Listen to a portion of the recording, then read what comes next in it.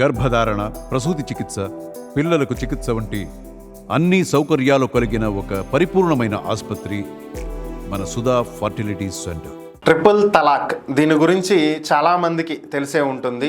యాక్చువల్గా ఏంటి అంటే ముస్లిం మతాచారం ప్రకారం భర్త భార్యకు 3 సార్లు తలాక్ తలాక్ తలాక్ అని చెప్తే ముస్లిం సాంప్రదాయం ప్రకారం ఆ భర్త భార్యకు విడాకులు ఇచ్చినట్లే.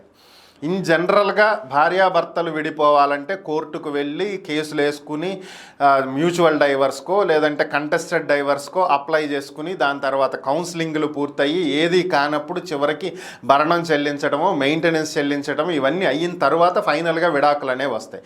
కానీ ముస్లిం సాంప్రదాయంలో ఇవేమి ఉండవు. సింపుల్గా 3 సార్లు తలాక్ చెప్తే ఇక విడాకులు అయిపోయినట్టే. సో ఏమి చేయటానికి కూడా లేదు. సో ఇలాంటి ఒక దురాచారాన్ని ముస్లిం మత పెద్దలు ఫాలో అవ్వటం అనేది కరెక్ట్ కాదు. దీనివల్ల ముస్లిం మహిళలు ఎంతో బాధపడుతున్నటువంటి పరిస్థితి. ఏదో భార్యాభర్తల మధ్య చిన్న చిన్న గొడవలు సహజంగానే వస్తూ ఉంటాయి. ఒక గొడవ రాగానే భర్త ఆవేశంలో తలాక్ అని చెప్పేస్తే కథం అయిపోయింది, వాళ్ళ జీవితాలు నాశనం అయిపోయినట్టు.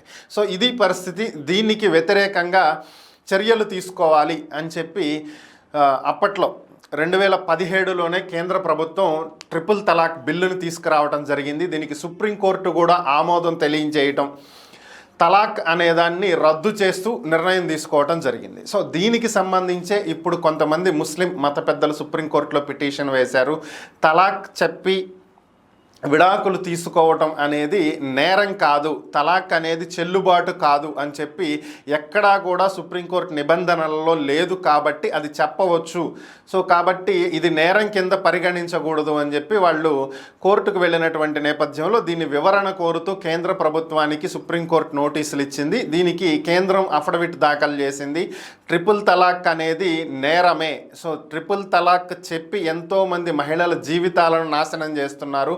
వాళ్ళు పోలీసులను ఆశ్రయించడం తప్ప చేయగలిగింది ఏమీ లేకుండా పోతుంది. పోలీసులను ఆశ్రయించినప్పటికీ కూడా వాళ్ళ మీద ఏ సెక్షన్ల కింద కేసులు పెట్టాలి అనేటువంటి అంశం కూడా తెలియకుండా ఉన్నటువంటి నేపథ్యంలోనే వాళ్ళకు ముస్లిం మహిళలకు న్యాయం చేయటం కోసమే ట్రిపుల్ తలాక్ బిల్లు తీసుకురావటం జరిగిందని, దాంట్లో భాగంగానే సుప్రీంకోర్టు కూడా ఆ రోజు దీన్ని సమర్థించడం జరిగిందని, దీన్ని చట్ట రూపంలోకి తీసుకువచ్చామని.